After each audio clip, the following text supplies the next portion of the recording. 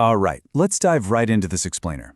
Today, we're uncovering the destructive mechanics behind a silent poison in our global economy, and that is governments overprinting money. It's a topic that sounds kind of technical at first, but as we're going to see, it fundamentally dictates the survival or the total collapse of entire nations.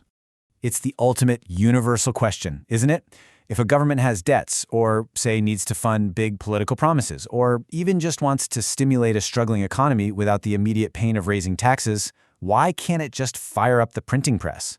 I mean, it seems like a victimless solution, right? Like a magic wand. But as we'll explore, this seemingly convenient tool is actually a recipe for absolute long-term catastrophe. It creates this temporary illusion of wealth right before tearing apart the very fabric of a society.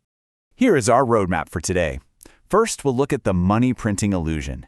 Second, the devastating human toll. Third, we'll walk through some shocking historical case studies. And finally, fourth, the hard road back. Section 1. The money printing illusion. The math of hyperinflation. So, how exactly does a basic political promise turn into an invisible, math-driven economic disaster? Well, it all comes down to this one equation: M times V equals P times Y. Let me break this down for you real quick, because it is literally the engine of the disaster. M is the total money supply, and V is velocity, basically how fast that money changes hands. On the flip side, P is the overall price level, and Y is the real output of goods and services produced. Now, here is the undeniable reality. If a government drastically increases M, the money supply, without an actual increase in Y, real goods and services, the equation absolutely has to balance. It doesn't have a choice. And the only way it does that is through a sharp, brutal rise in P, prices. You see, you aren't creating new factories or farms by printing paper. You're just making sure there's way too much money chasing way too few goods.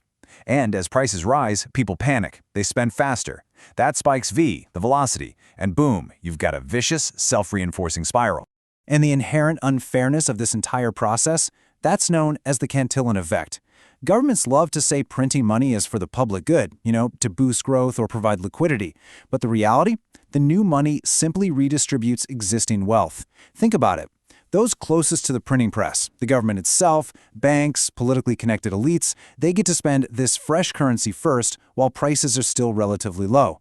By the time that new money actually trickles down to your paycheck, prices have already skyrocketed. So the elites get the purchasing power, and your hard-earned savings, they are diluted into absolute worthlessness. Moving on to Section 2, the devastating human toll, because this is about way more than just numbers. Stepping away from the macroeconomic math for a second, the visceral human reality is where these mechanics just start destroying everyday lives. Just imagine waking up tomorrow and finding your life savings or your pension completely wiped out overnight. Retirees suddenly face starvation. Workers get paid, sure, but their paycheck can't even buy a single meal. Malnutrition spreads. Basic medicine becomes completely unaffordable. And then the social fabric itself tears. Desperate people resort to crime just to survive. Neighbors who once cooperated, they start hoarding goods and looking at each other with suspicion. Trust just evaporates entirely.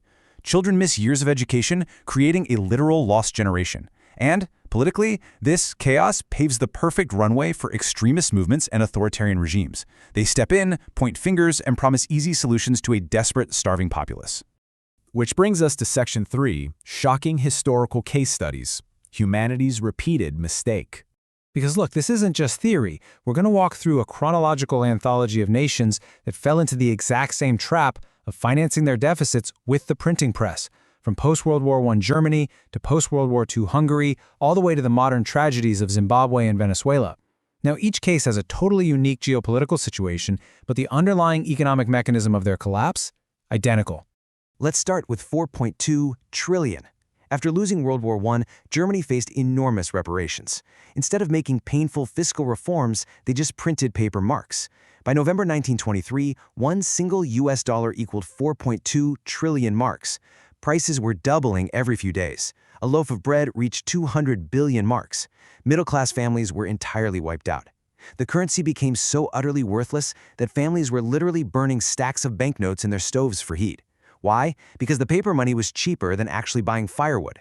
And this deep humiliation and economic despair directly fertilized the ground for radical movements, significantly contributing to the rise of the Nazi Party. And yet, somehow, humanity pushed the limits even further, 100 quintillion. This was Hungary in 1946, literally the most extreme case of hyperinflation in recorded history. Facing massive post-war reconstruction costs, the government printed pengo notes at an astonishing pace.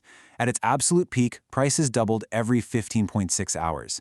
Workers had to be paid multiple times a day. They would literally sprint from their jobs to the stores just to spend their wages before the money lost its value by the afternoon. The government actually issued a 100 quintillion pengo note. It's just an unfathomable total collapse of a unit of account. Now, let's fast forward to the 21st century, Zimbabwe. This was once the breadbasket of Africa. Following disastrous agricultural policies and massive deficits, the government simply printed money to keep its patronage networks afloat. The result? An estimated annual inflation rate of 89.7 sectillion% in 2008. The government printed a $100 trillion banknote. And get this, even with that much paper in your pocket, you couldn't buy a loaf of bread or a bus ticket. Unemployment hit 80%, infrastructure collapsed, and millions were plunged into extreme poverty, forced into black markets and barter just to stay alive. And finally, Venezuela, a country with some of the largest oil reserves on the entire planet. But after years of heavy spending, price controls, and corruption, an oil price crash exposed all their vulnerabilities. Rather than reform, what did they do? They printed believers. In 2018, annual inflation exploded past 1.7 million%. Between 2014 and 2021, the economy contracted by 75%. That is one of the worst peacetime collapses in modern history. Supermarket shelves emptied, hospitals lacked basic supplies, and incredibly, over 7.7 million refugees were forced to flee their home country, creating a massive regional crisis. All right, Section 4, the hard road back, restoring sound money. So after seeing this widespread destruction across different eras and continents, we have to look at the painful reality of how a destroyed nation actually recovers. And let me tell you, the road back is never easy. It requires incredibly disciplined, tough choices. To stop this self-reinforcing spiral, a nation must first absolutely halt the printing presses. Just stop. Second, they have to restore strict fiscal discipline, spending only what they truly collect. Third, to restore trust, they almost always have to adopt a credible foreign currency, like the US dollar, or issue a completely new domestic currency, backed by real tangible assets. And finally, they must implement deep structural reforms to boost actual production. Remember the Y&R equation? It's painful medicine, and the social and psychological scars of hyperinflation often take generations to heal. As history shows us, sound money, currency that actually maintains stable purchasing power, is not just some nice economic luxury. It is the absolute bedrock of a functioning, cooperative society. Overprinting money might offer tempting, short-term political relief, but as we've seen today, it consistently delivers long-term catastrophe. The laws of economics remain completely undefeated.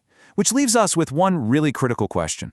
Will modern governments heed these historical warnings, or is our own currency doomed to repeat the cycle? For more, visit our website, Fair Solution.